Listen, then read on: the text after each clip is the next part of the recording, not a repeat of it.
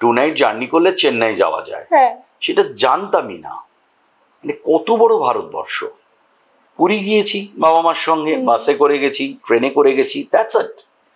কিন্তু যখন একা একা আমি ছবি করতে গেলাম মিঠুনদার সাথে দাদা সিনেমা 2004 সালে, তখন তো আমি ভাবতেই পারি না, মানে সে স্নান না করে একদিন থাকবো কি করে, কোনোদিন হয়নি তো। রাত জাগিনি কখনো দিদির বিয়ের বাসর ঘরের আগে, কখনো রাত জাগা হয়নি। গ্রামের মানুষ, ঘুমিয়ে পড়তে হয়।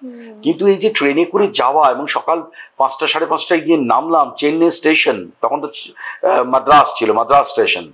তো সেইখানে আমি, এবং সেই উইল পাওয়ার, আমি অটোওয়ালা আমার ভাষা বুঝতে পারছে না, আমি তাকে কমিউনিকেট, সে ধরে নিয়ে চলে গেল। তো একজন আমাকে বললো 1.5 কিলোমিটারটা তোকে 5.5 কিলোমিটার ঘোরালো, এবং প্রোডাকশন বললো আমরা তো গাড়ি পাঠিয়েছিলাম, আমার মোবাইলটা অফ হয়ে গেল। তো সেটা পৌঁছে গেলাম, কারণ মিঠুনদার সঙ্গে ছবি, সকাল উঠে আমি রেডি হব, সারা ট্রেনটাই বলতে বলতে গেছি যে যিনি আমার সামনে আসবেন উনি মিঠুন চক্রবর্তী নন, উনি একজন অভিনেতা, আমি তার সামনে একজন একটা দাঁড়াবো। আমার মধ্যে তো সেটা চলছিল।